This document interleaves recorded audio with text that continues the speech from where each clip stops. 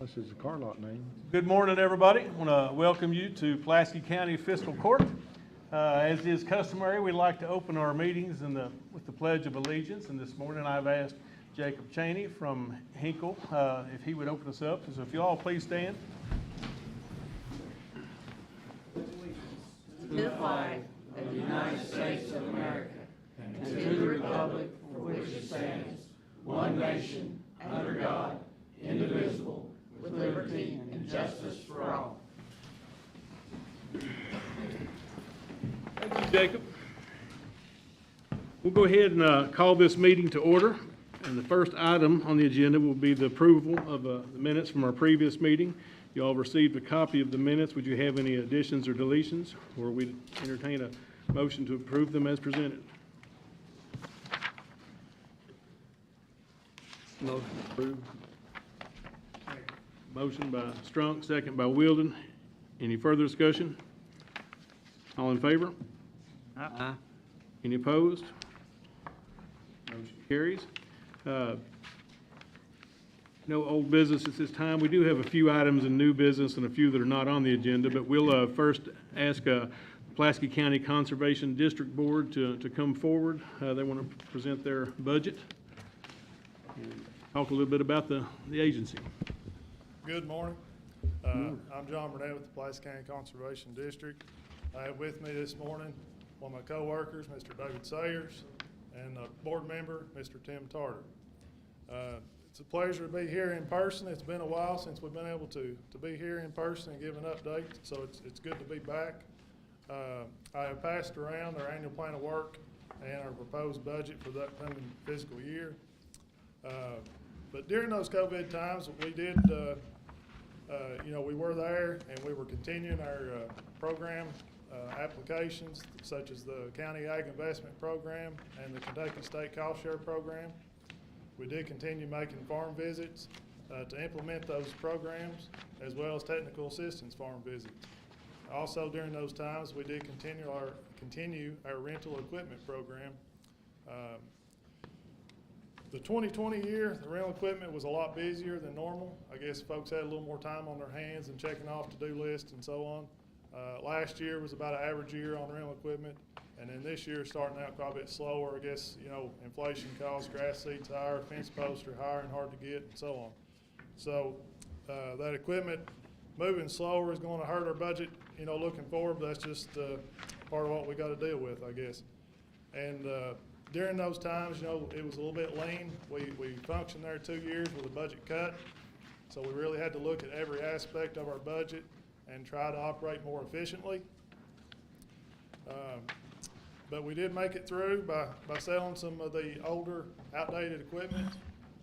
We've got one more little small piece to sell coming up, but then after that, if we have to sell any more equipment, it's going to be a direct cut to services provided to the community.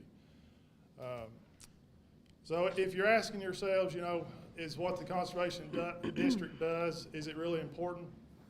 Our mission is to promote conservation practices that enhance our use of natural resources. So what we do on a daily basis is more than what you see there in the annual report. It's more than the numbers there. It's more than the programs. It's about providing clean water, productive soils, and the wise use of our natural resources to our current community and future generations. So ask yourselves, where would we be today without clean drinking water? Well, I realize that a staff of 3 and a board of 7 cannot solely be responsible for providing clean drinking water to our community, but we are a part of the bigger picture. We are a part of the puzzle. So as we ask for approval of our budget as presented, we just ask you to keep that in mind and appreciate your consideration of our budget. And also on there, you'll see that we have a dead animal category of $7,500. Through Division of Conservation, we can ask for a conservation grant. This $7,500 could be used in counties that don't have a truck to come out. They use it to properly bury animals on the farm, reimburse contractors, landowners to dispose of those animals. But luckily, we do have that truck here that y'all made available. But we could transfer those funds over to you through an agreement to make sure that truck stays in service and stays in use to help alleviate some funding issues there on that side. So we wanted to mention that as a possibility to try to work together. I think there's a lot of opportunities that we can continue to work together to put conservation on the ground and conserve our natural resources. I'll let Tim Tarter make a few remarks. Could I ask a question first, Yes. please? Yes. This year's budget, as in correlation with last year's budget, what is the difference? As far as why we're asking for more money? Well, just, I mean, I understand due to COVID that, yes, we did have to cut you during that time, but what is the net difference in budget from last year to this year? Yeah, the salary funding, we operate partially on grants. So we're losing one, or not really losing, but time has expired on one federal grant for one person, 50% funding on that, with no option to renewal anytime in the near future. Another grant through the Kentucky Division of Water that funds half of the other person's salary is winding down this month. We have tried to reapply on that, but it's not looking favorable on that. So those two 50% salary grants is really adding to the issues that we're facing. Okay. But just off the top of your head, you don't have a figure? I don't have an exact Okay, figure. that's fine. I get it. I mean, hey, I get it. Yeah. Okay, thank you. Yep. Any other questions? Thank you. Good morning, everyone. I won't take much of your time. My name's Tim Tarter. This is my fourth term as a supervisor on the soil division here in Pulaski County. And I might go back to your question just a little bit. Our projection on equipment rental was down some this year from what it's normally been. We lowered that projection because of cost. And I know everyone's having a hard time. And I ask sometimes if you all really understand everything that we do out there, what part we play other than just promote water quality. When I started on this board 16 years ago, we had no equipment rental for our farmers. Now we've got how many pieces, John? 15 different pieces of equipment. And all those are rented. We rented them on a cost replacement, only enough to provide a service to our farmers. And how that relates to our farmers in Pulaski County, as you all know, we're a big agricultural county, but we have a lot of small and mid-range farms. And I'm just going to give you one example. No-till drill is very important to a farmer. Cost of that equipment is over $35,000. It's essential to him, but he may not use that drill over 2 or 3 times a year. But it makes a big difference in his existence and his profitability. Well, we can rent him that equipment. He can justify renting that equipment and using those and taking those favorable advantages of that drill where he couldn't go out and afford to buy that drill on his own. And by doing that for all the farmers in Pulaski County, we provide a big service that helps them make a more profit to put more money back into our economy. Last year we rented our equipment, and on an average year, over 100 different farmers. You know, it's not just a few people. We have over 100 different farmers that rent this equipment, and they rent multiple pieces throughout the year. And like I say, we had to go up this year because of input costs like everything, but we charge just enough to replace that we figure that we can replace and maintain that equipment. We're not a for-profit organization where we try to make money off of our farmers. We try to provide a service. The other thing, we do a lot of projects on agriculture. For example, how many water tanks will we set a year, John? We'll set several dozen water tanks for livestock in our programs. Well, all of those water tanks are on city water and county water, which provides a little bit of income for this district. So we're not just about soil conservation, we're providing a service to our agriculture partners here in this county. We have some of the best staff in the state. I'm proud to say John Burnett, David does a great job. We work with NRCS, which is in the same office. Pulaski County carries about the third largest workload of any county in the state. So we're very, very busy, and that's a tribute to our staff and their aggression of doing things for farmers and seeing their needs. We've tried to, as John mentioned, we've lost some federal funding, and then the dead animal application that we can apply for, it looks favorable that we can get that and work with the partners and you, and since you all will handle the dead animal process, the animal removal, we can turn that back over to you all to compensate a little bit for the budget that we're asking for. But with the COVID setback, it's really hurt us bad. Of course, the price of everything, I know everybody's hurting, but it's essential that we continue to service our farmers and do the job that we're doing. And without the budget that we've asked for, we're going to have a very difficult time in doing that, and we'll unfortunately have to cut services if you all can't find a way to fund that project. So we implore you to try to dig deep and see if you can help us out on that. One other thing I was going to mention has kind of left my mind. But I thank you for your time, and if you have any questions, I'll be glad to try to answer them, and your consideration will be greatly appreciated. I got a question. Yeah. Is there any grants out there that we as a physical court can help you with by helping you John can apply answer. for those grants or anything like that? Well, John is very aggressive and always looking for grant money out there, and John could answer that better than I could as far as the grant money. None that I know of right off, but if that opportunity presents itself, we'd be happy to work with y'all for your support on such a grant. Well, we'd be more than welcome to work with you on your grant process or anything that we need, that we can help you out with. The other question is, are you guys gonna see an increase in farmers wanting to rent equipment because of the increase in all the other farmer expenses like fertilizers and stuff like that? Well, we continually, and I'm glad you brought that up because that was the other point I was going to make. We continually are looking at different equipment every year as we get demands for it. And we want to make sure that when we purchase a piece of equipment, that we usually get some grant money on that, some cost sharing money on that it's something that we're going to get utilization from. You know, this is not a thing where my buddies or the board uses it. No, everybody comes and rents a piece of that equipment. Everybody pays the same. There's a list. It's open to everybody in Pulaski County. I don't see us expanding any more new equipment this year because of budget constraints, for one thing.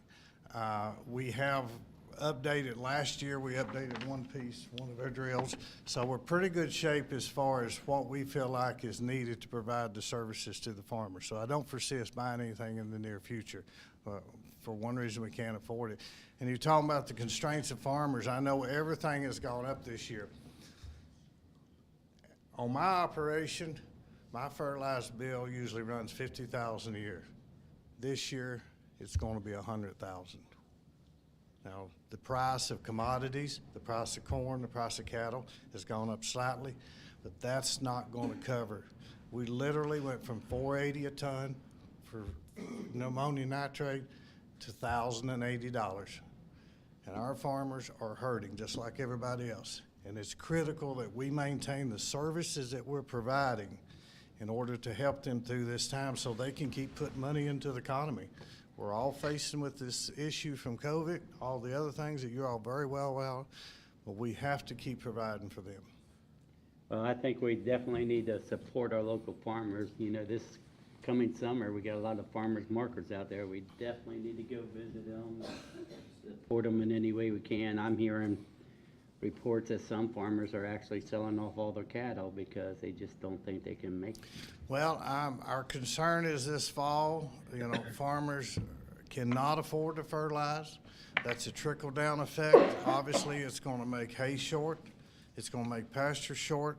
Then this fall, it's going to be an outrageous price. People are going to have to sell cattle. It's going to have a real impact. And the more we can do to provide this equipment, where we provide them services that they can take advantage of and do things that a lot of farmers could not do, the practices that they're doing now if we weren't there to provide this rental equipment at a nominal fee that they can afford. And we've had this debate in our board meetings all the time, and I've been a strong advocate.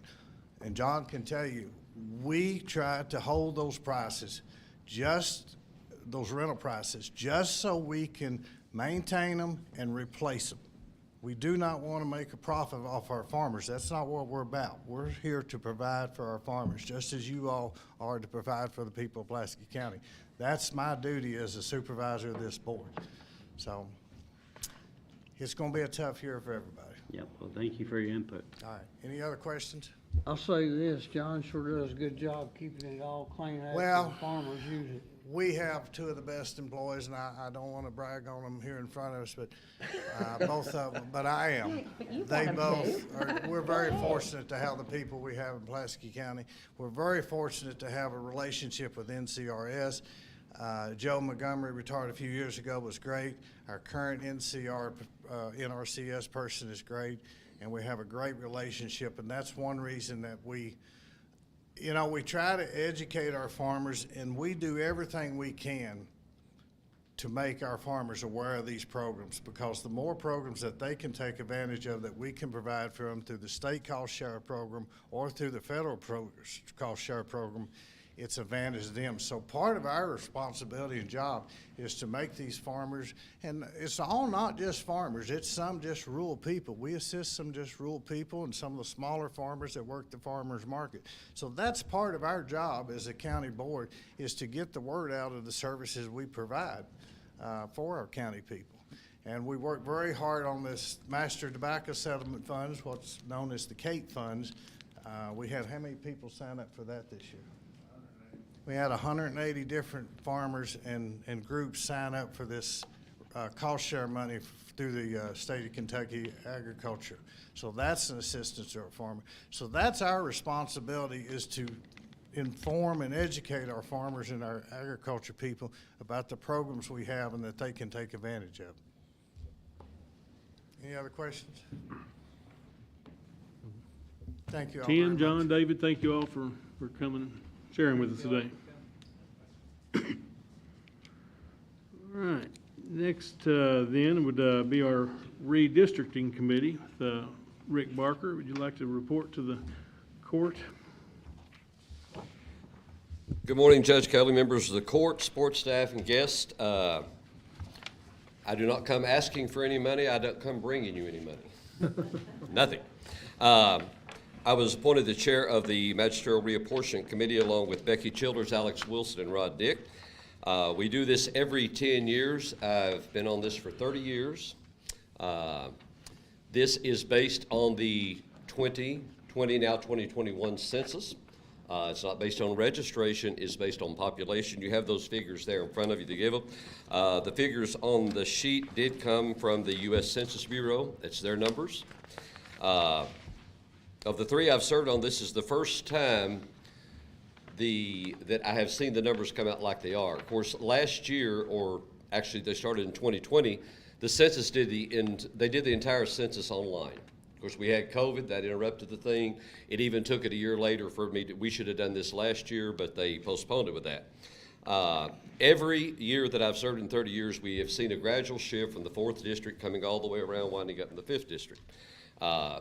But this year, when we sat down and initially looked at this, there was basically, I think what they have done, and we have no control of that, they simply went across the board for our census in Kentucky and added 2.3% to everybody.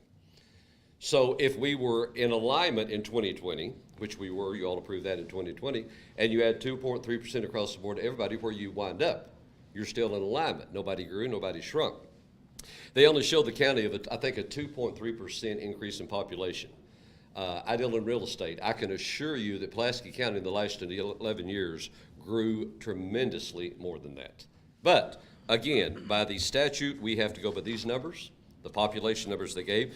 We sat and looked at it. The map is on the board, and like I say, there was the same disparity in the top and bottom figures as there was in 2020 as far as percentages.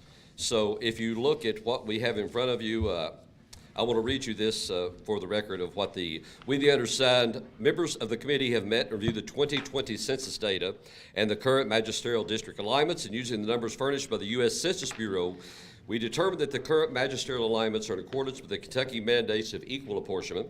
The committee also looked at the geographical alignment of the current districts and felt there was no way to improve upon the alignment of the districts and they still be contiguous. Therefore, this committee recommends Pulaski Fiscal Court that the current magisterial alignments remain the same until reviewed again on the 2030 census, and all members voting in favor of that. Of course, in the last 30 years, we bring this to you. You have the choice to approve it, disapprove it.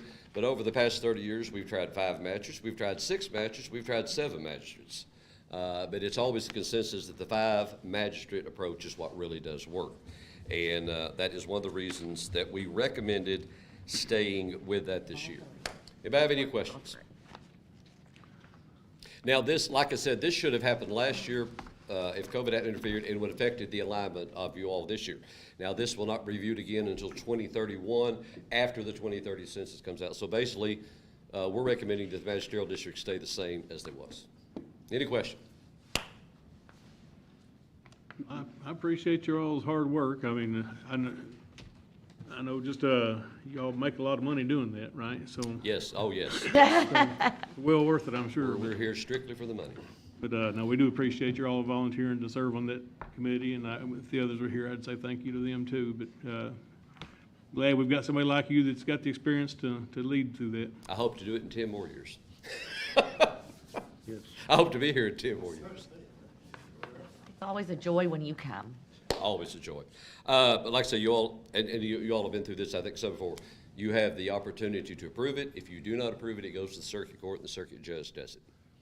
That happened one time, and it was a fiasco. There's no waiting period. We could approve this. Huh? We can approve this today. There's no You can waiting approve this period. today, and like I said, if you motion, we choose not to approve approve it, then the recourse is it goes to the circuit court. We've got a motion by Strunk and a second by Wilson to approve the committee's recommendation. Is there any further discussion? All in favor? Aye. Any opposed? Okay, thank you, Mr. Parker. Thank you all, appreciate it. Thank you, Rick. Rick. Let's see.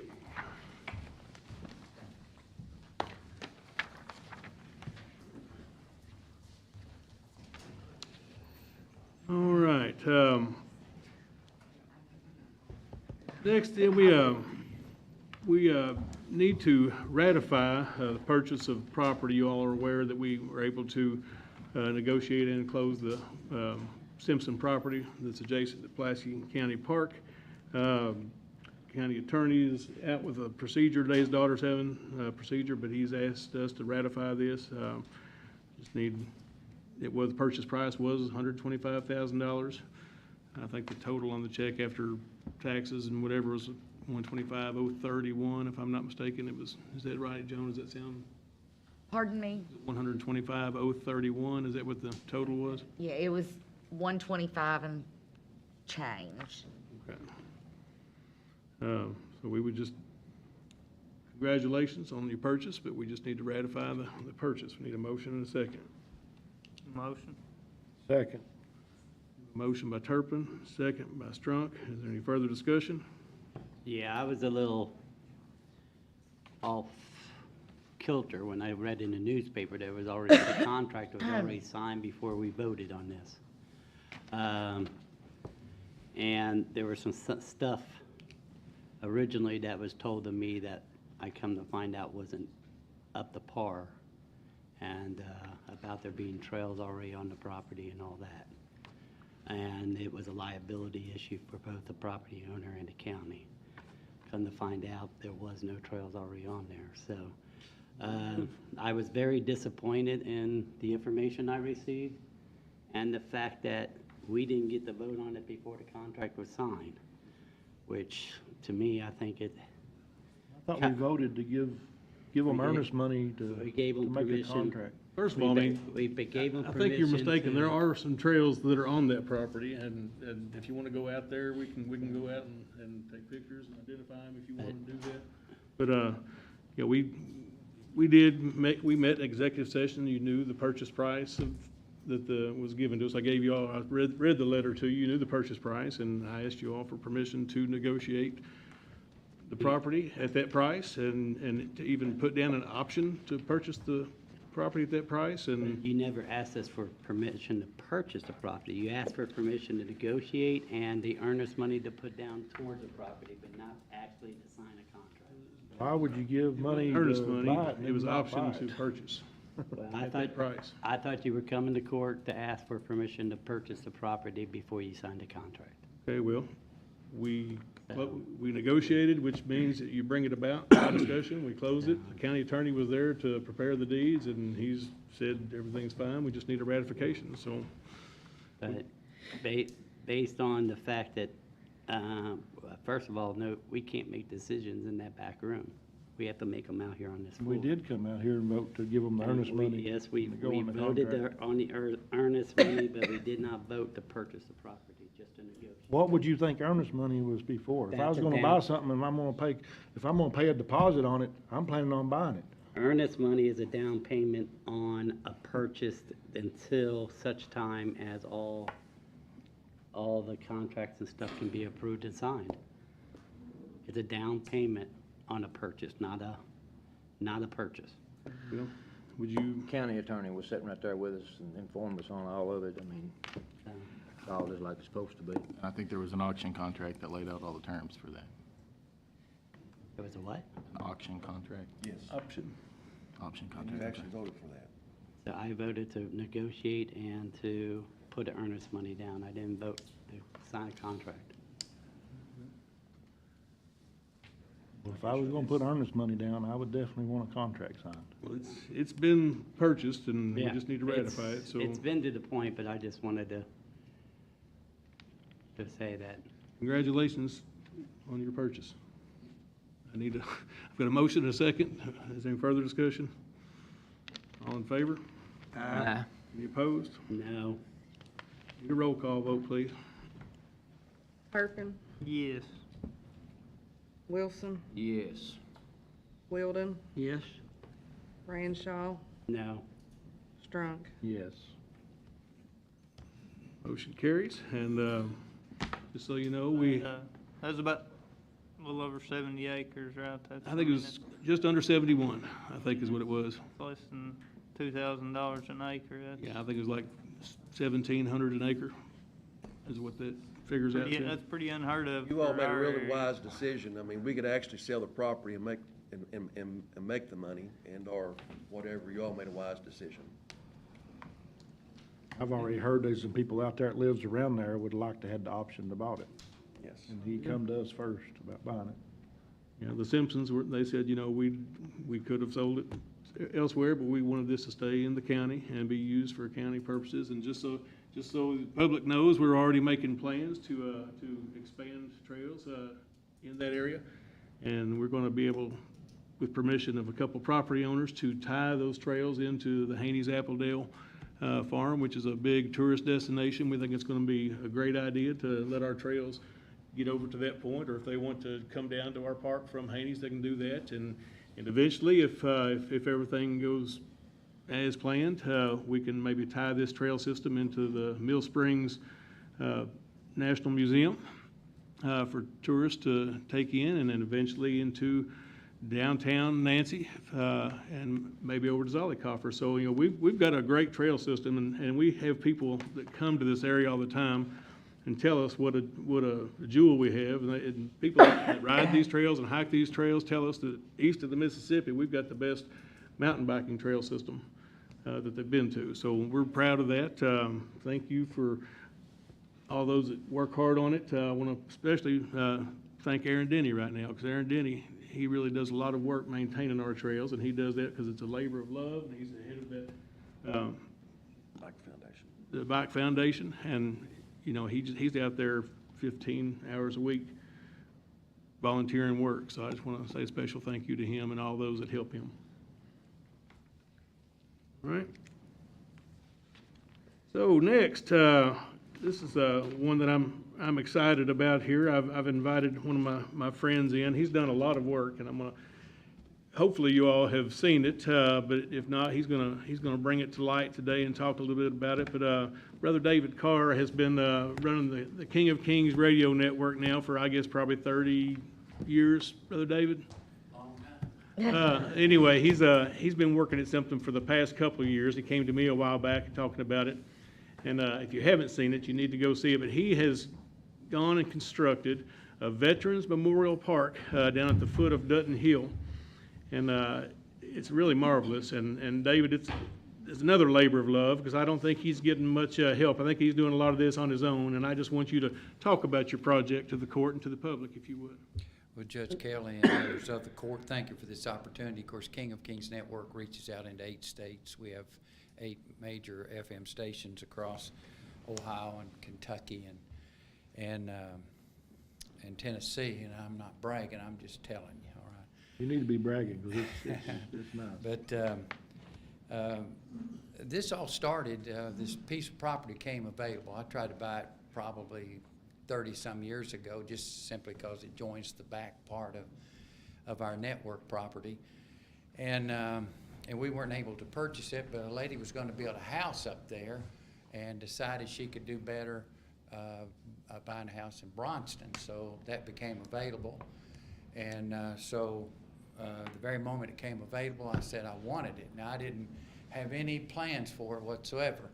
And so as a result, I'd heard that my neighbor wanted to buy it to make a junkyard out of it, and I just, that's not too tasteful for me. So I began to clean up. She left a lot of treetop stuff like that, and I just began to clean up.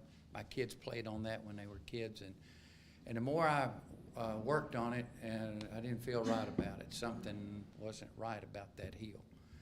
And so I just did a little research. I called a lot of folks, studied some historians. I'm a history buff. I love history.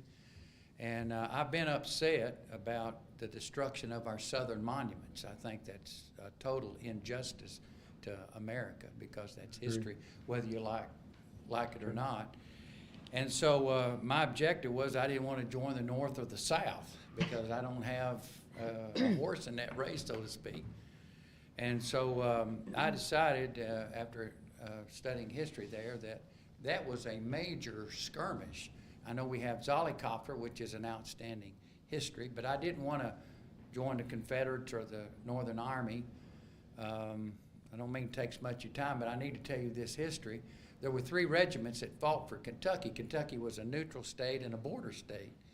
One was fought for the South at Zollikofer. 2 fought for the North, and the 2 northern regiments fought on Dutton Hill. And so Dutton Hill, I'm still fascinated with it. People call me and tell me stuff, and I'm fascinated with it because it involves Americans. I love America. I will not apologize. I love America. Everything about America. There's some things that are displeasure sometimes, but I love this country, and I love the men and women that serve it. So we can have freedom. I like driving around Pulaski County. In fact, I've been visiting parts of Pulaski County I've not visited before. I mean, it's beautiful out there. But anyway, after seeing that there were 200 men captured, wounded, or killed on that hill, 80 men died on that hill. And I do know for sure on the north side of Dutton Hill was the main thrust of that battle. There were 2,550 Confederate soldiers on that hill, and there were 1,250 Northern soldiers that charged that hill. And they looked at the Southern general as a failure, but while he was holding the North right there, they were taking 700 cattle and horses across the Cumberland to the needs of Tennessee. And I think that's outstanding, not the killing, but the outstanding strategy of Dutton Hill. So I thought that instead of trying to honor the North or the South, I would honor Americans. And whether you like the Confederate or Northern, those were American soldiers. I love the red, white, and blue. I don't like to see people misrepresented. By the way, I'm not a veteran. My dad was. My son was. He just retired from the Air Force. And I have a nephew and grandson serving this country. It's worthy to serve this country. And so I wanted something on a Christian perspective. Because I'm in Christian radio, I want to represent the Christian community, to let our veterans know that they are loved and appreciated. And I see that Somerset's building a Veterans Park. Somebody asked me about it. I said, it's about time. Amen, right there. And what you have in front of this courthouse is literally outstanding. And whoever's responsible for the monument in the corner, you ought to take a look at that. It's just outstanding because it makes people remember where we come from. And so looking at it a Christian perspective, one of our main objectives was to put a monument up in every war that American soldiers have fought in. And so far we have probably maybe 7 or 8 monuments already up. And we also are honoring our first responders. Our first responders are outstanding people, and we take them for granted. And but whether it's police, sheriff, state trooper, firemen are so critical for our community, and EMTs and paramedics, outstanding. So we put a monument up in honor of Sam Catron. I've not got past the death of Sam Catron. One of the most horrible things that this county has had to deal with is him shot down in cold blood. And so we have a bench there for him, plus the first responders. We have American flag. We have a gazebo there for those that want to eat lunch there, take time. We have a creek running down beside of it. In fact, the watershed of the Civil War is still running. It's coming down beside the first monument that's dedicated to those 80 Americans that were killed on that hill. It's a habitat for animals. We have raccoon, groundhogs, squirrels, possums. We have a crane, I call him Ralph. He stops in at the creek and eats every day in the spring and summer. And so I think it's just special, and the park is dedicated to the men and women that suffer from post-traumatic stress disorder. And the profession I've been in, there's a lot of people that suffer from that. So we wanted to add just something. Come and reflect, come and walk, come and look at history, because every stone has the history of that war. For instance, in the Vietnam War, we have you see it here, we have the battlefield cross. And I've seen men that come from all over. In fact, my uncle's name is there, Otis Carr. He was a World War II veteran. He lives in Nebraska. He made a trip here. And we plant that stone with a name and the branch of service, because we call it a Veterans Park. The only reason we put Carr in front of it, because there's many other memorial parks. So we just put a little distinction there. And we plant a tree in their honor, and that tree will grow to about 10 foot tall. I've planted 100 so far. I've got about that many more that I need to plant. We're moving dirt, but I'm not here to solicit money. I promise I'm not. We've already spent near $165,000, Wow. but everything is paid for. We get our stone out of Georgia. It takes about 6 to 8 months to get them. And Headstone guys took and ran with it, and we pay them in advance. And for instance, a good story, you remember the widow that was slain at one of our churches. In fact, Brother Griffith is here. I never got past that. I told Brother Griffith, I mourn for her death. I don't know why I mourn for her death. Didn't even know her. So I began to do a little history, and she was married, and her first husband, she was widowed twice, and I did not know that. And so her husband, J.S. New, that she was married to, was a Korean veteran. So that gave me something to mourn, if you would. It's all right to mourn, grieve, and our community suffered greatly by that death. And they still suffer as far as I'm concerned. So we're putting a monument up. We spent a lot of money for a lady of bronze that's holding a piece of bread and a cup of cold water. She was giving that to that man that assaulted and killed her. And so we're recognizing her first husband, and then on the left of her will be her second husband that she was widowed. And a Korean veteran and an American flag goes right beside that monument. We like to do things like that because it's important to our community, at least on the Christian perspective. And I do believe that someday this will have national recognition. I do believe that because it's a battlefield, probably my most unfavorite war is Civil War. As a kid, I never did understand that. But they were farmers, they were people of the South, of the North, that were fighting for what they believed in. And so, and I think that will have, many of you folks know that up on top of the hill is a monument in honor of the Confederate soldiers that are buried there in a mass grave. And so things like that is history.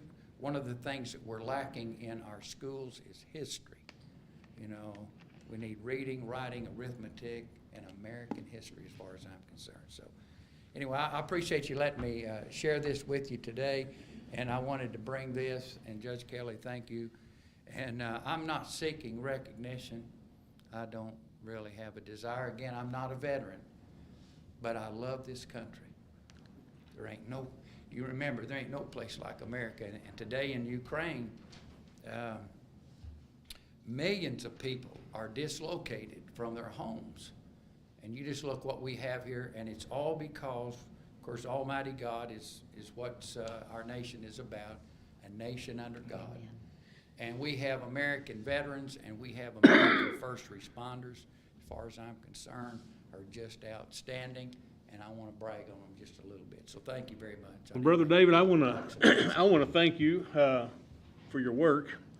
You know, I've talked with your pastor, Pastor Griffith, here with us today, and we were talking about your project. And I said, yeah, I'm aware of it. I didn't realize that it had gone that far along and that you'd invested that much. But this is perfect timing because, as you said, we are getting ready to unveil, you know, to start construction on the Veterans Memorial Park downtown Somerset.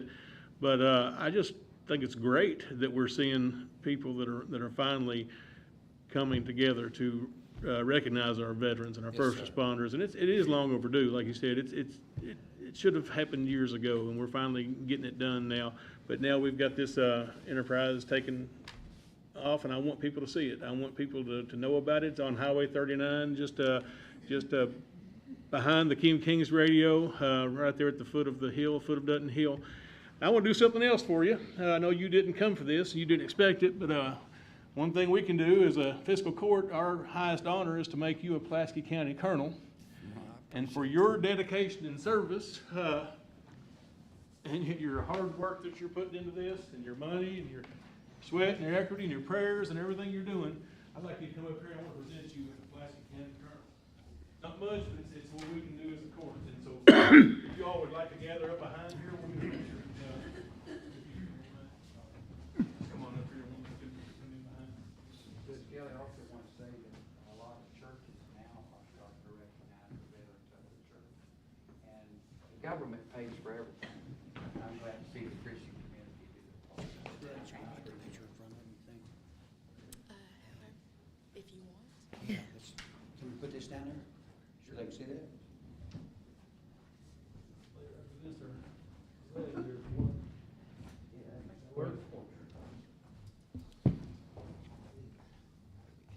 Count of three. 1, 2, 3.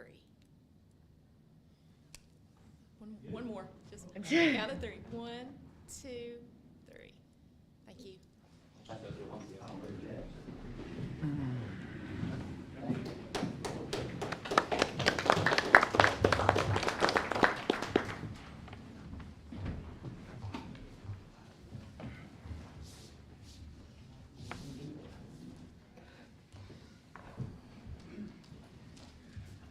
Right. Love that. Next then, I've got Mr. Carl Skaggs is here to speak to the court on behalf of the Cooper, what do they call it, the Cooper Arts Center now? Is that how that's been renamed? I'm sorry? The name of the building was the Carnegie, now it's the Cooper. Now the Cooper. Okay. Cooper Community Arts Center. And that's a tough act to follow right there, I'll tell you that. I moved to Pulaski County in 1997, so I'm almost 25 years here. I've been a volunteer for about 22 years of that in the county. And part of that was initially involved the old Fiscal schoolhouse That was the very first thing that I volunteered for 22 years ago. In fact, 22 years ago this month, when I met Darrell Bashirs, and we got to know Pulaski County business through him. I was the financial volunteer that helped drag in the money from 300 and something local community members, everywhere from the little boy that put his first nickel into helping us at the schoolhouse to Ward Correll, who donated $38,000 toward that restoration. So over the years, I've been involved with the Lake Cumberland Jammers, who was a musical group that has performed at the schoolhouse and hundreds of other places, but primarily our home is now the Cooper, formerly the Carnegie Arts Center. And it was 10 years ago, no, 11 and a half years ago, that we started working with the Carnegie. It was in not very good shape at the time, but now it's even in worse shape because of the virus that hit us and a lot of other problems, because the building is 110 years old next year. That means everything in that building has had many, many years of maybe not the best care, because I don't remember what year exactly was that the library moved out into the new building and the Carnegie became part of the old building. And now that building is being staffed by all volunteers, and because of the virus, we've had less than normal usage of the building by the public, but that is coming back. But before they can utilize that building to serve the citizens of Pulaski County through the children's art programs they have there, the artists that display their artwork there, the musical artists, which I'm a part of, Lake Cumberland Community Jammers, and other art group, other musicians that also use that building. Well, it seems that the heating and air system has been almost resuscitated, but not quite. They managed to keep the heat on last winter, but the air conditioning system has not worked for a year and a half. And now I understand that it's anywhere from $6,000 to $20,000 that they do not have to put that air conditioning back in working order. I'm volunteered to be a consultant with the board of directors down there. I was part of the board of directors 10 years ago.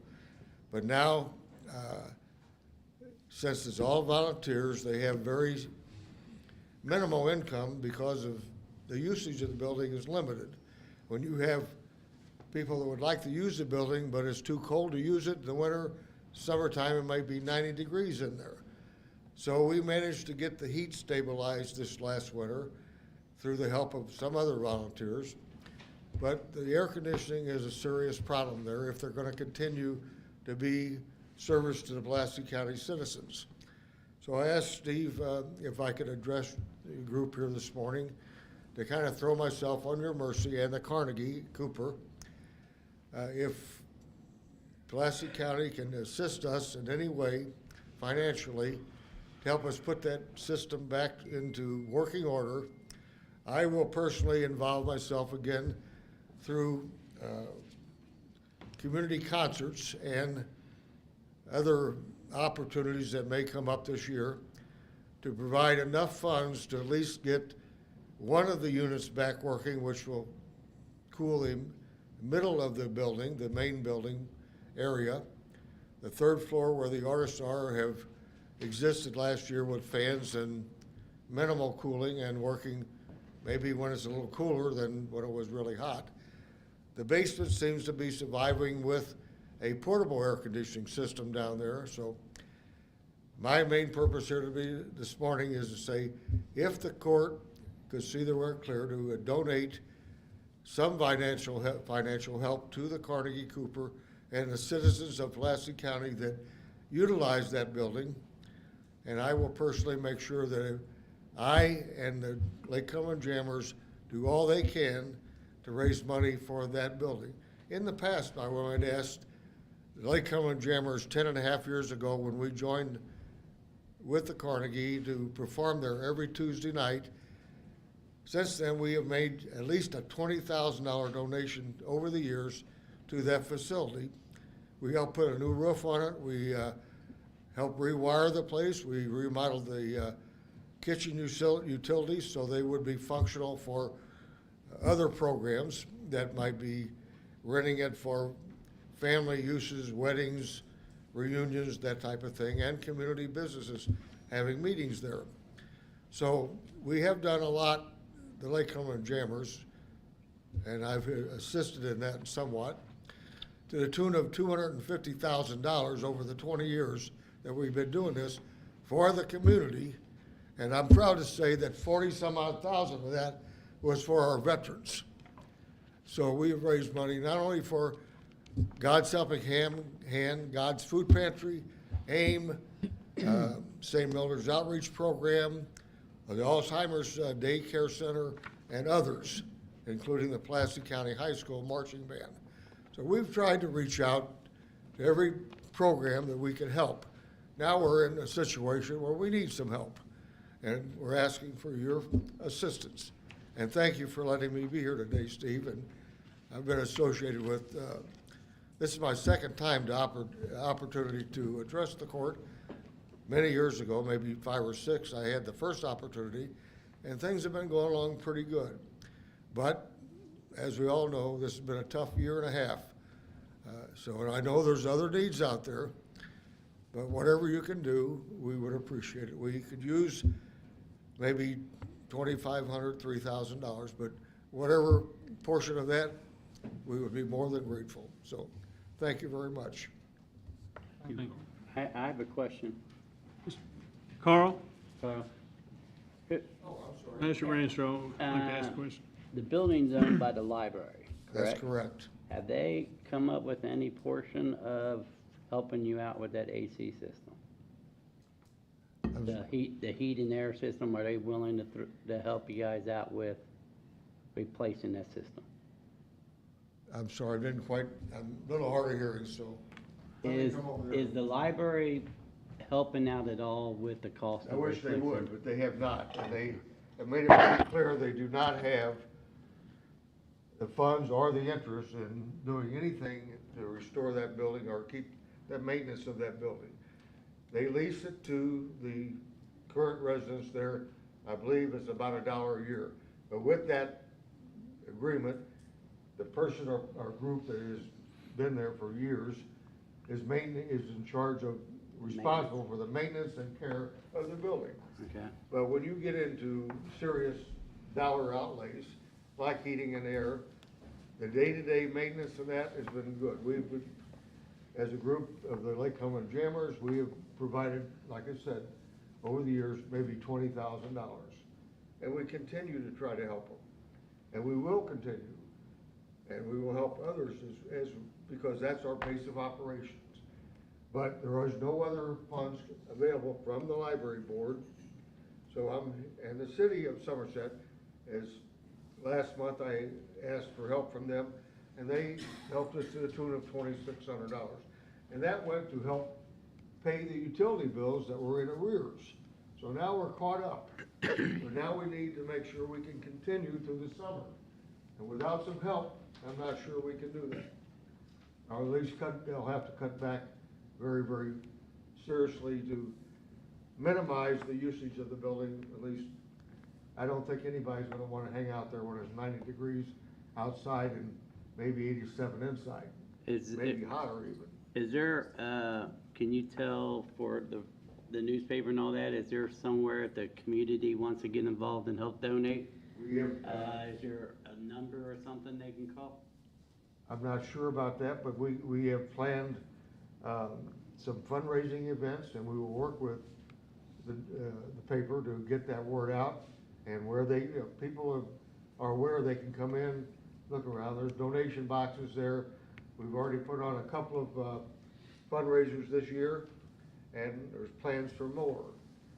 By the way, when the Virginia is open, the Lake Cumberland Jammers will be among the first to perform there, and that will be a concert to support the Carnegie's air conditioning system. Great. And we're proud to be a part of that, Virginia, hopefully in July. And there'll be a tribute show to the Retro Valley founders, Mr. Lair and Red Foley, that started that program at Retro Valley in 1939. And we're gonna do a tribute show to the Retro Valley at the Virginia for the Pulaski County Arts Center, the Cooper Carnegie. Well, will you make sure the newspaper gets a phone number or something Oh, for yes. somebody to, Absolutely. so the citizens can get involved? Okay, Okay. any other questions? Thank you. Thank you. Thank you. Thank you, Carl. We're actually in budget season, so we'll discuss it. Okay, next thing, we got a lot on the agenda now. We got, part-time seasonal help. I need to recommend that we hire Russell Lovelace back as part-time seasonal at the park. He'll be working Thursday through Monday, mainly. Motion. Second.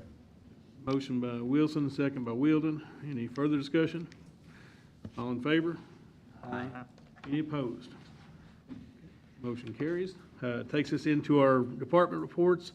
On our road department, you've got your road work request in front of you, and there's no speed limit changes. Entertain the Motion to approve. Second. motion by Strunk, second by Wilson. Any further discussion? All in favor? Aye. Any opposed? Carries. Next, we have a request to purchase 3,000 tons of rock. Motion. Second. Motion by Wilson, second by Ranshaw. Any further discussion? All in favor? Aye. Any opposed? And finally there, we have a request to purchase 500 tons of hot mix. Motion. Second. Motion by Wilson, second by Ranshaw. Any further discussion? All in favor? Aye. Any opposed? Motion carries. Now I've got we'll move on to our fleet maintenance. I guess we still got you hanging out, Frank. You want to come up here and speak to the court?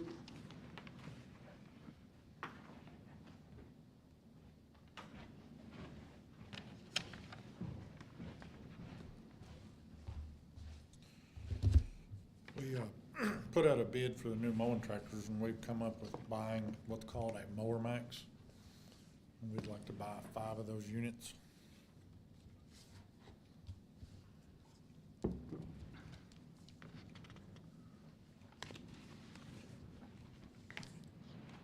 I know, can you explain the difference between our current tractors and these Mower Max? The current tractors has got a mowing boom arm built for a tractor, and these are actually a machine that's built for a boom mower, and they're a lot more heavier duty than the tractor units. So they will look different out They there on the look road. very different. So, I mean, it was a great thing. We know the prices up on them, but the lifespan is supposed to be twice as long as the current ones we got. At least, yes.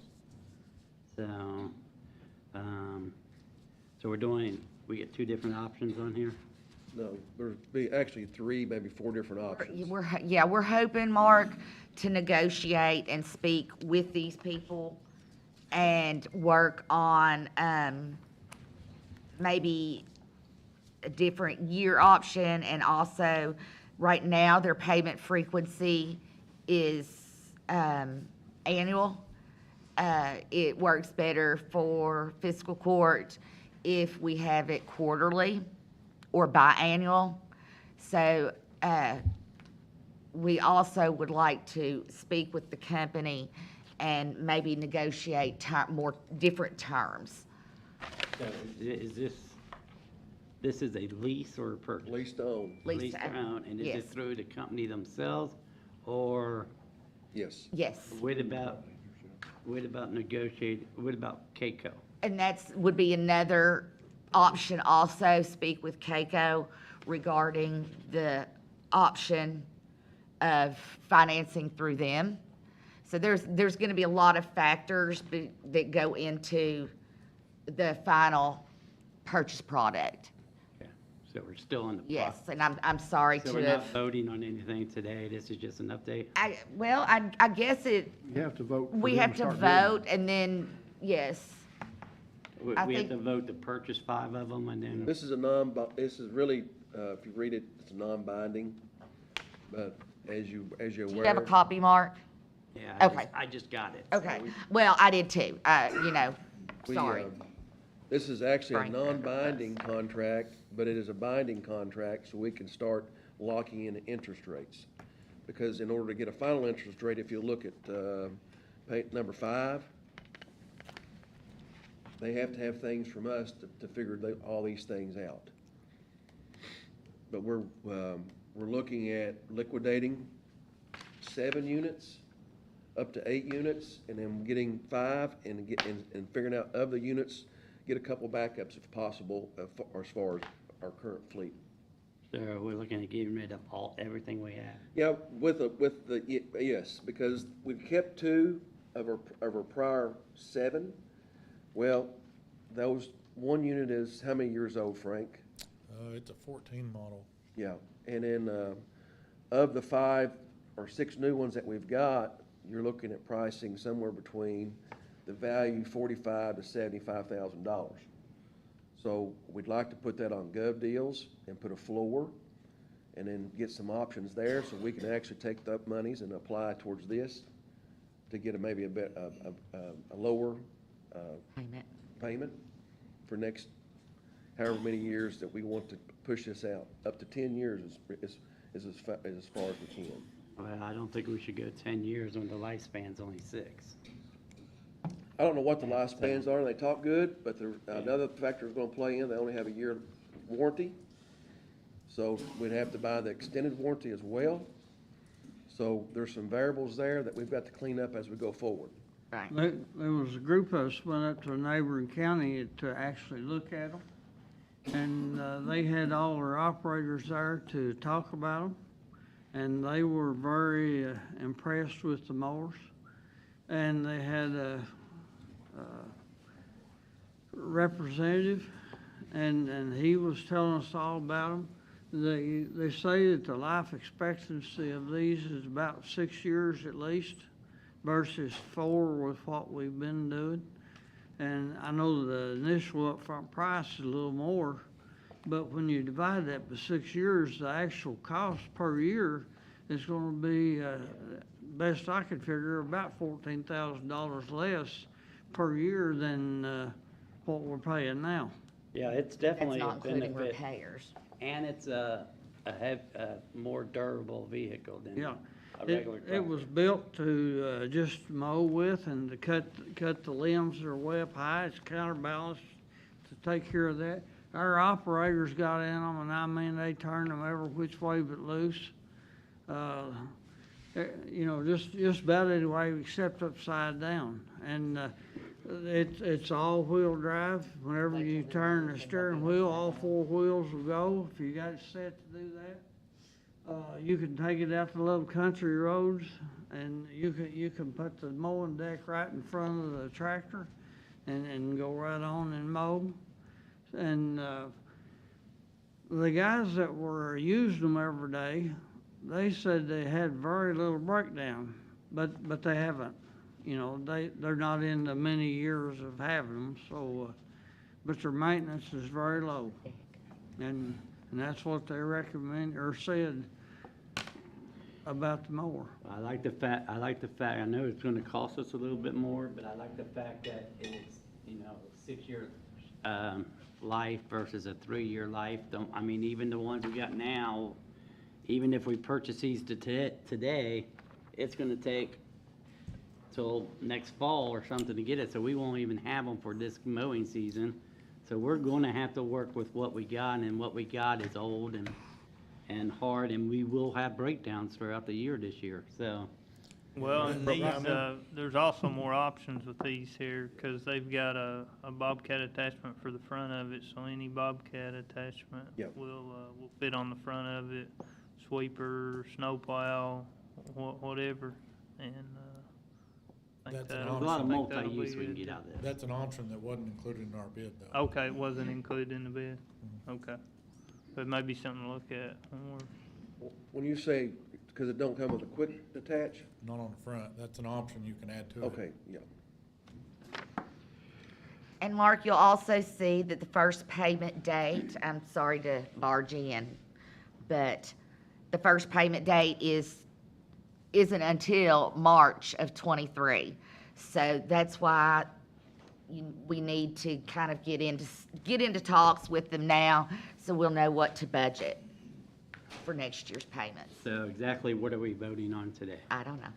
What do we need to do? We need to vote to go into contract with them? or Yes, what? but yeah, because here's how this process works. We vote on going into negotiations today, and then Tom will have to provide, number 5, these documents, and then once we get that finalized, we'll come back. If you look at the second page, we'll come back and then ask you all to do a resolution that will be binding. So that's what we need to do now, is vote to go into options with them to purchase. Yes. I'll make a motion, we go into options to purchase these mower max. And I'll second it. Motion by Strunk, second by Wheeldon. Is there any further discussion? All in favor? No. Any opposed? Motion carries. The next thing we got is a storm siren bid. And, What? Storm siren. yep, I don't storm have it. sirens. And we're gonna buy, or looking to buy 5 units, and they're gonna be like $15,100 a piece. That's gonna replace 4 units that don't work and add 1 new location. These are the refurbished with the warranty, Yes. correct? Motion to buy them.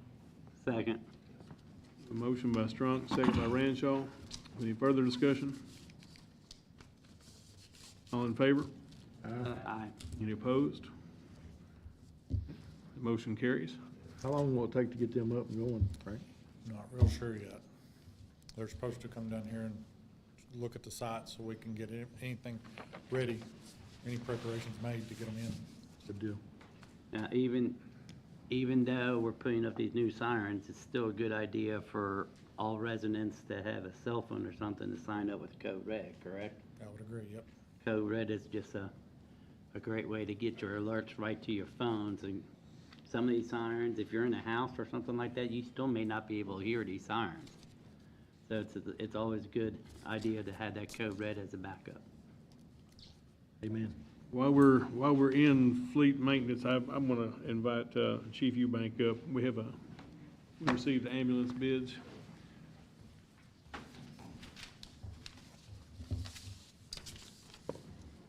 As you know, we received 2 bids. The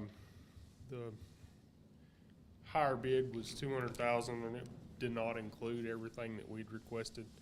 The lower bid was $159,693, and that was with Emergency Transportation Associates out of Rock Hill, South Carolina. Recommend purchasing, if, didn't have an exact budget on what we was purchasing, but if we could manage 5, then that would be great. That's what we was looking at, wasn't it? Yeah, I think that's where we was at. Chief, we did I know we've got a advisory committee, but do we have any kind of rotation plan for our units right now, like purchasing a couple each year, just so we don't have to buy 5 at once? What we plan on doing is we purchased 5 pieces of equipment in 17. And so trying to help with EMS and the struggles that they've went through during the COVID and currently will start the rotation, and that he's looking to liquidate equipment that's broke or not working, and we'll ask permission once we finalize the pricing to get some type of understanding of a budget, and then he'll bring back equipment to surplus to go back towards EMS. But here again, I didn't bulldoze in here, but this is a negotiation to finalize, to get understanding, because to see if we can afford 4 or 5. What was that bid again, Steve? It's $159,693.52. And a couple questions, and this one's for Steve and Joan. The money for the purchase of these vehicles will be coming out of what fund? 4th District Blacktop. ARPA. ARPA. That's one of these. ARPA and That's one of these, we agreed to. And a local agreement with the city, We right? had a resolution to help the city with up to $700,000 a year if they had qualified expenses. This will be one of those. So even though this. So to address your question about rotation, I have talked to council and the mayor. With mileage, we need about 1.5 trucks per year. So for unforeseen, I mean, you can almost say 2 a year. And so we are looking at that. We currently have, I'm working on the new budget, just getting it ready, and we have one in it, just to keep going. Last fiscal year, we purchased 2 ambulances, and this current one, we was hoping chassis would become more available, and of course, as you know, that's not happened. The bid that we turned down here was 500 days before they could have an ambulance ready.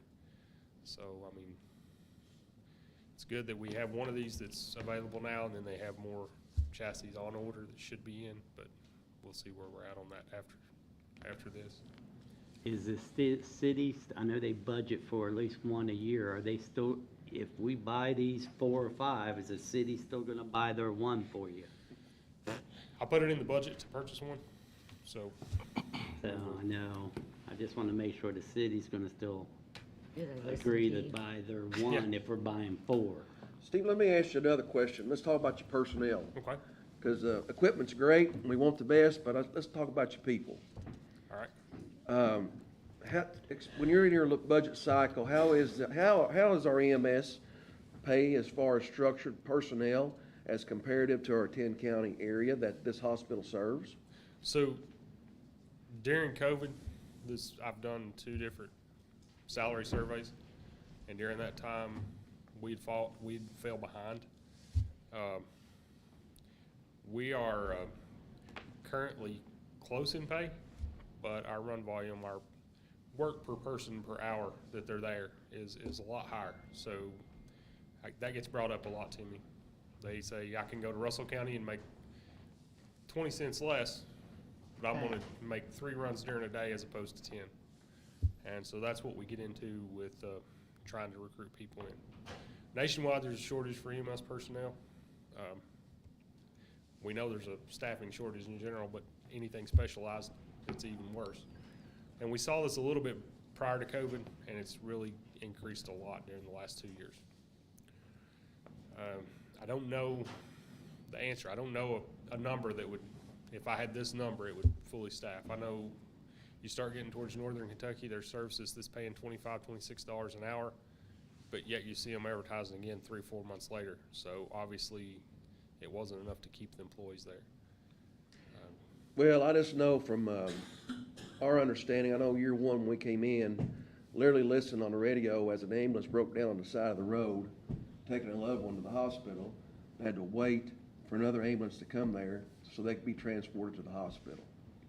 And so I know as my family members want us as physical court, and I pride myself with you guys, and Joan, the best for EMS, because very essential, very essential. It is. It's something that every citizen, they may not need it for themselves, but their family or friends is going to use the ambulance at some point. So, And would like to see in your all's advisory board to bring our wages up to where we're not losing people to our surrounding county. yes, sir. I agree completely. How are our rates now as compared to other counties? Our rates is right around average. This afternoon, I can show you. Oh, thank you. The rates, and then I can show you the rates of the surrounding counties. Are we still raising them? Yes. Every year? We raised last year, and we're looking at continuing that. Very good. The salary survey, I'm waiting for services. I got to get all the services back to me because, right after I did it, which they seen it, they saw that they was low, and so they jumped. And like I Right. said, we've done it twice in the last 2 years, and I can't keep up with the changes that's happened with the different counties. And I think that we see that, across county government. I know, Yeah. I look at other treasurers and, they may make equal or even more, but the size of their county, might be half. Right. So, you know, it's unfortunately not just you, it's basically the nature of the beast. It We're is. blessed to have a large county and live in a large county to have best services, but we're also cursed because we have It's double, expensive, it's yeah. expensive to And run and it's double the work. It is. And that's what we get is the employees, it really comes down to, you know, they work 24-hour shifts, and a 24-hour shift, in order for it to work, there needs to be some downtime. Oh, absolutely. And so, whenever, like I said, they'll make 7 to 10 runs per shift, and some of those runs is Lexington, Louisville, Nashville, Cincinnati. So, I mean, they're running a good portion of their day, or they can go to a surrounding county and might make a run sometime during the day, or maybe a couple of runs. And so they get paid to sit there a lot, so. Nice. So, do we have a motion yet? I didn't think we did. So we need a motion to enter into negotiation on these contracts for up to 5 units. Motion. Up to. A motion by Ranshaw, Second. second by Turpin. Is there any further discussion? All in favor? Any opposed? Thank you all very much. Motion carries. I appreciate it, and I know my employees appreciate having good equipment to work out of. As Dan said, the equipment that was purchased a few years ago, it was a lifesaver at the time, and then we're not in as bad a shape this time, but we are getting there. So, I mean, it's definitely something that is very needed. Thank you. Thank you, Chief. All right, let's move on into our jailer's got a couple items. Did we vote on the ambulances? Well, with the hour being almost 12, I will keep mine brief, I promise. A couple meetings ago, we asked for bids for our inmate work program. We are back up and running with them, of course, with springtime, in order to be able to, you know, teach them tangible skills and the worth ethics. You know, we need the equipment to do that. This will be paid out of commissary funds for their equipment for them to use. The first thing that we bid was a litter vacuum. We only had one bid for that. That came from Best Equipment. The bid price was $26,885. It did meet all specs, and I would ask the court to approve this bid. Motion to approve bid. Second. Motion by Strunk, second by Wielden. Any further discussion? All in favor? Any opposed? Okay. And the second bid was for a crew cab, 3,500 or similar. We only had one bid for it. It came from Don Franklin. It was for $45,400. It was for a 2017 model with 87,000 miles on it.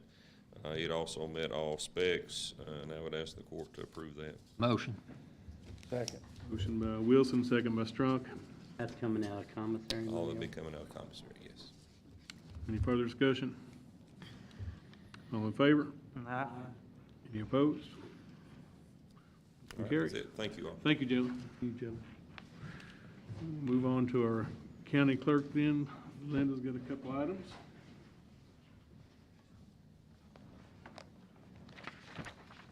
Good morning, Judge, board members. I actually had 2 items I was going to discuss this morning, but I've kind of went over some of my budget items, and in the new building that we're trying to get opened up, and hopefully in the next couple of days, down at the First and Farmers Bank, that's going to be our branch office that we're moving the mall branch to. I think we're set on the original budget on that at $45,000. I've tried to be very frugal in what we've purchased and what we've done down there. So, and I appreciate all the county fiscal court's help on that too, because the outside part of it, we're still working a little bit on that, but it's looking good, looking good. So I don't really have anything on the budget amendment, but I do have a salary cap proposal to give you. I need to increase my salary cap by at least 50,000, and I'm needing 2 new additional employees, which will be based at the branch, and I'm hoping to get some seasonal or part-time workers.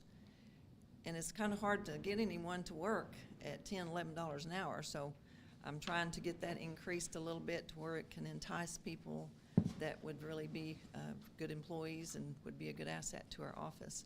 So with that, I'm needing that salary cap raised a little bit, if I could ask the court for that approval. I have a question before, because, do you know when you will know, this, because your salary cap adjustment also affects our budget. Yes. So, and for those who might not understand, we pay all benefits, the Social Security match, retirement match, and health insurance for the clerk's office and the sheriff's office. So therefore, anytime their budget raises, ours does also. So I kind of like to know, Well, especially since it is budget season. Yes. And some of them would probably be seasonal workers, because I am needing seasonal. Sure. And with that reason, the benefits would be an attribute to the county not to have to spend that extra money. Not all of it, but still, there's Yes. still 7.65%. Yes. So it was just whenever you kind of get An idea? yes, Yes, okay. like a base, so I can add and go forward. Okay. What's the current starting rate for a clerk? Well, I've just raised the current ones to $11. You're talking about the deputies that I hire right now? Starting rate. $11, yes. And Now then I've what's got- the average rate? Most of them are making probably around $18, and most of them have been there at least 10 to 13 years. So I try to base that on the years of service and their abilities in their job. But we just got to I've had 3 that I've talked to, and they don't want to come to work because it's not enough money. So I'm kind of strapped here.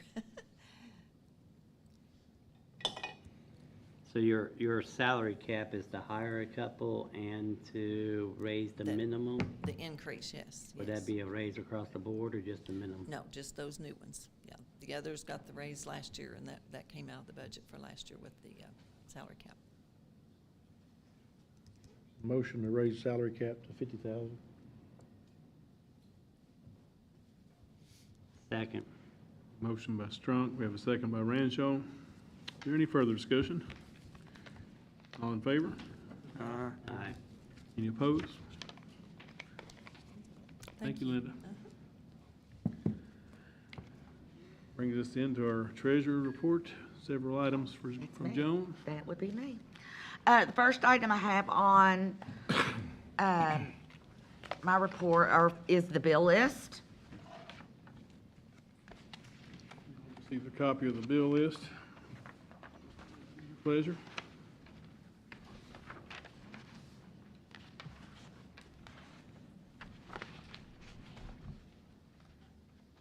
Motion.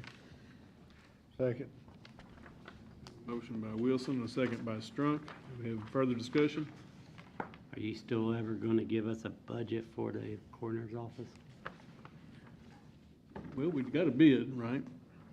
We've never seen the bid. Well, it was $396,000. We bid it out.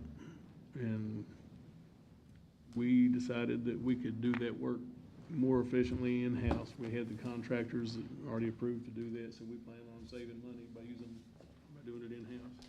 But we don't even have a budget that you're working with. How much do you think that the building's gonna cost? I think we're probably gonna save 20% under 396. 390? 396 and subtract out 20% is where I perceive this coming in, because usually a general contractor adds 20% or more to the total cost. We're still looking over $300,000. I didn't do the math, but yeah, 20%. Yeah. I still think we could have, you left them where they're at, or there's a big room back there we could have put them in, so. How you don't get that cooler back there? Cooler's already at rescue squad, They don't want it there. so. I think the employees that work for the coroner's office, And they're really people's loved ones. You know, I don't think that really people understand the concept of a coroner's office and what's required, especially when you go out on a wreck or something like that. They have to bring their belongings and stuff back to their office. And that was a great thing that fiscal court voted to do, is to have a space for them. And I think it's been a taxing job during the COVID and the volumes, and they deserve a space. We haven't voted on anything. Nothing was presented to us. That's the problem. The building's up, the roof's on and everything, nothing was presented to us. I mean, we're supposed to be a government body, but everything's going around us. That's why I continue to vote no on it until I get some kind of numbers in writing of what's going on. So I'll be voting no against the bill again because of that reason. Any further discussion? All in favor? Aye. Any opposed? Aye. We'll take a roll call. Turpin, Yes. Wilson, Yes. Wilden, Yes. Branshaw, No. Strunk. Yes. Motion carries. The next item I have is the bank reconciliation for the month of March, which finishes the third quarter of 2022. Motion to approve. Second. Motion by Strunk and second by Wilson. Any further discussion? All in favor? Aye. Any opposed? Motion carries. Excuse me. The third item I have is the second reading of a budget amendment for 21-22 to increase receipts in the amount of $8,212,323. I know this seems like it's been a long time, but it has, but we've got it now. And that was advertised. This was advertised, and it has been approved by, the first reading was approved by the court on the 25th day of January, and then it was also approved by the Department for Local Government, the state local finance officer, on March 24th.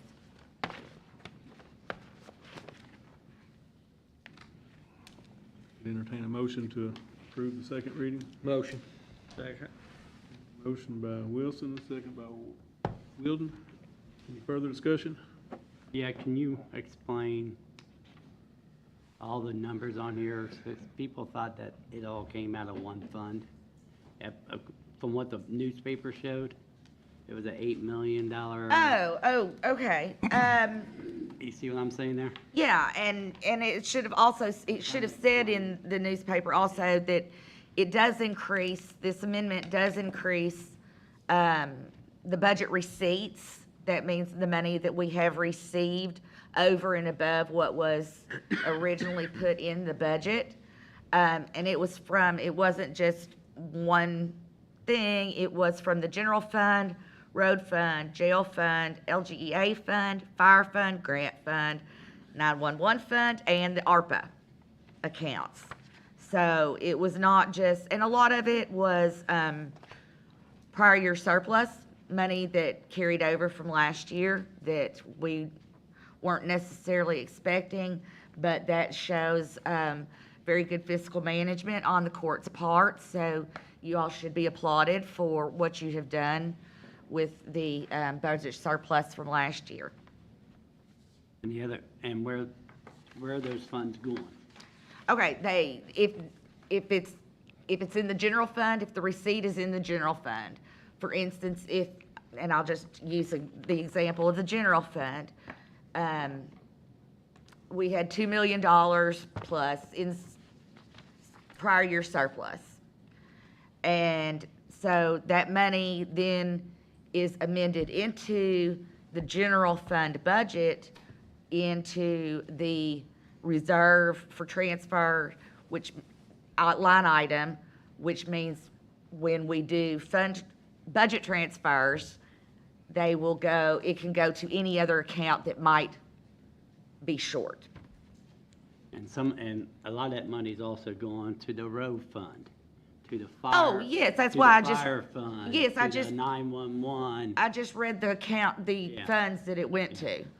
So just, Do you need me to reread them? no, I'm Okay. just doing it to let everybody Yes, know. yeah, I just used the general fund as an example. Yeah, but there was also more different funds it was going to, and it was Correct. all going to. And the if it's general. in the general fund, it has to go to the general fund. If it is in the road fund, because so many things that it might not be understood by the general public is all these funds are restricted except for the general fund and the ARPA fund, which means I can, with court's approval, money can be moved from general fund into these other funds, but money can't be taken out of, for instance, and this is just an example, can't be taken out of,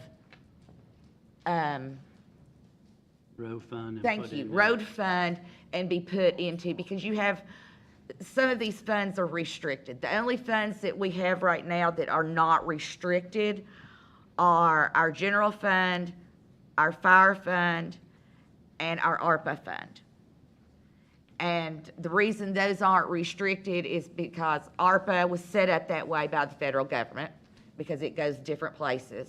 Fire fund, most counties do not have a fire fund. Everything is just put into the general fund and then dispersed out. And then, but the other ones are restricted, and therefore you can't move money from, like I said, the road fund to cover general fund. I just wanted everybody. Oh, that's out fine. there, people question, well, $8 People million, question, but I know where's they that money question going? you, but then they question me on Facebook that I talk and that I'm not supposed to, so, That's why I asked you the question. thank you. Any further discussion? All in favor? Aye. Any opposed? Motion carries. Fund Okay, transfer. the last item I have are fund transfers. One is to the general fund, it's from the occupational tax fund for $200,000.